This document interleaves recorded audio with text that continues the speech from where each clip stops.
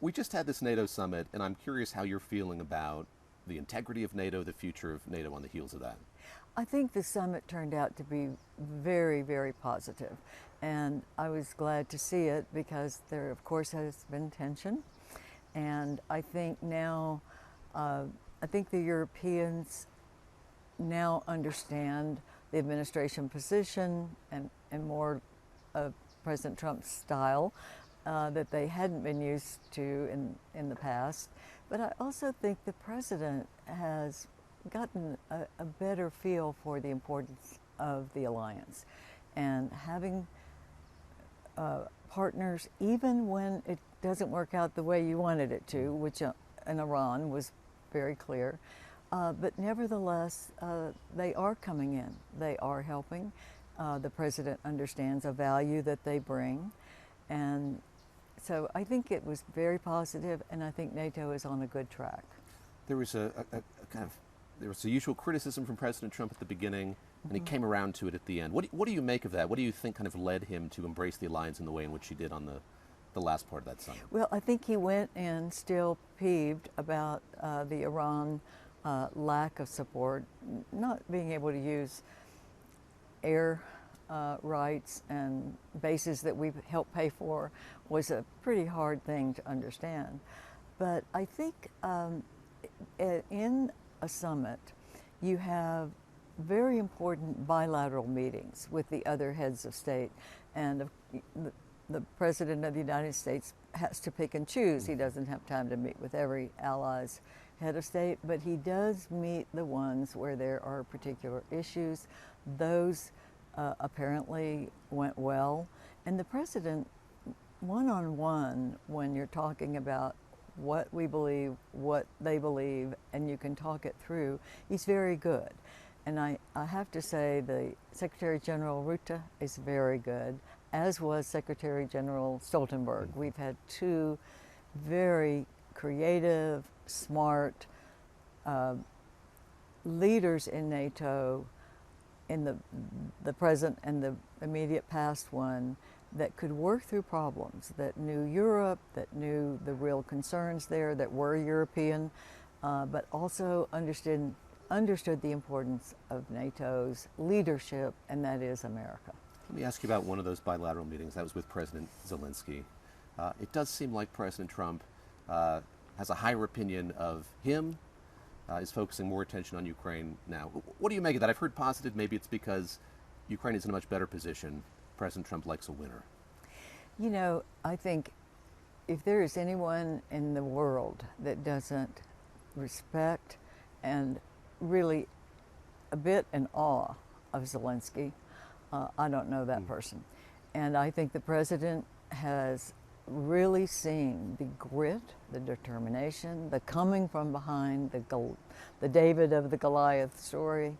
And I think he now has a respect for President Zelensky.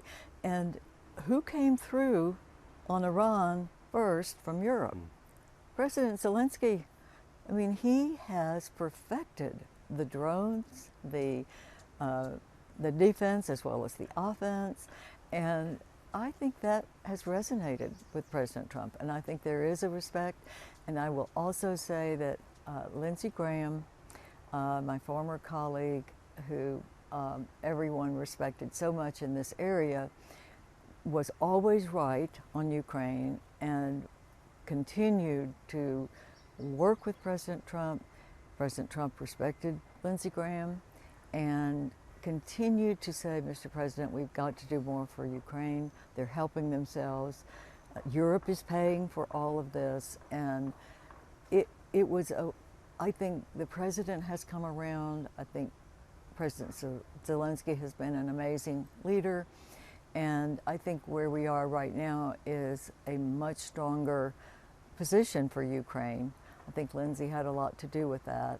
And I think now I've talked to senators just in the last few hours, and they are going to try to pass the Russia sanctions bill with Lindsey Graham's name on it, and rightly so. When you were the ambassador to NATO, you talked a lot about Europe having to do more. That had to do with funding commitments, but also just having more autonomy, not relying on the U.S. as much. What does that look like in actual fact? Can you envision a NATO that isn't dependent on the U.S. as a leader? And is NATO the same thing if that's the case? Well, I think the origination of NATO was for America to be into European conflicts earlier rather than later. After two disastrous world wars, where we came in late and the carnage was there, I think that Truman and Churchill and others came together and said, okay, we put together this NATO alliance. We will be the leader, and I think everyone recognizes America is the leader. I think we will continue to be the leader, but we were helping after World War II to obviously have help for Germany to reconstruct, but also the rest of Europe. And now I think the president's position, as previous presidents have also said, okay, now you're up with an economic capability, and we now face a common threat, which could be in the Asia Pacific, China. And so we've got to have the capability to provide the global umbrella of security. So we need help for you to protect Europe. We'll always be here. We will be the leader. We have the capacity to be the leader, but we need more. Every president I worked with in the Senate said the same thing, Republicans, Democrats, and I think now the president, as we all know, very forceful when he believes something, and I think now, and even when I was there, 2017 to 21, we saw a huge increase in European commitment, but Europeans are different from us, and people have to realize they are an important ally, but they have a more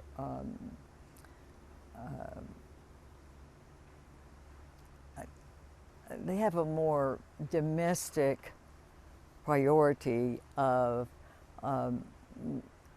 just focusing on domestic issues, not on security. Security, I almost laughed with our ambassadors when I was at NATO, and I'd say, you know, you all do so much more than you admit you're doing for security. They would put military housing in their domestic housing budget, and because they wanted their populace to know they were taking care of them. I see. But they were doing more. And then when the presidents kept saying time and again, you must do more for the overall umbrella, and they all said they knew they needed to do more, but now they did start in 2018-19. They increased exponentially, like 400 billion at that time. Now it's up to $1 trillion, and so I think they're coming around, and I think we're in a good place. I wanted to ask you about this latest conflict in the Middle East. You saw the president's proposing this 20% tariff effectively on ships if the U.S. were to protect them. Are you concerned about where that conflict is going? It does seem like we're kind of stuck at this moment. I wonder if you see a way through. You know, a lot of people think it's just now sort of on a plateau, and it's a negotiation like we've never had before, at least in my memory, where you negotiate with an adversary that is doing terrible things. You think you have an agreement, and it's not an agreement on the other side. And that has been difficult. I think the U.S. has been patient. We've worked with allied neighbors in the Middle East to get their support, but also to help them, because Iran is turning on its own neighbors. And I think the president's patience is wearing out, that's for sure. And I can tell you Congress's patience is wearing out. And so I think we are going to have to see maybe more bold measures to just finish this job. Military measures. It could have to be military measures, and I think the president has shown that he doesn't want to do it. He doesn't want to kill people. He doesn't want to put our troops in harm's way. But when you can't rely on even a memorandum of understanding, you've got to start looking for other measures that would make a difference. Last thing I want to ask you about Senator Graham, the late Senator Graham. You mentioned him just a moment ago, and in a statement when he passed away, you said everybody has a Lindsey story. I don't wonder what yours is, having worked with him for so many years in the U.S. Senate. Yes. Well, I traveled with Lindsey, John McCain, Joe Lieberman, the kind of travel team, and he was such an amazing person. He was scary smart, but so funny. And so he would have a quip that would come back on any issue at any time. And when there is tension, he never takes it personally. Like when he came in on the defense of Justice Kavanaugh, you could see that he is so principled, and he's just unhinged in trying to do the right thing and being furious when he thinks someone is not doing the right thing. But even the people that he would, pound in public, he'd go have coffee with them or a drink, and he was just wonderful. And everybody that I ever knew that did work with Lindsey loved him. You just loved him. We had, in the Senate, we called him the unmade bed, because he was just always, yet he never cared how he looked.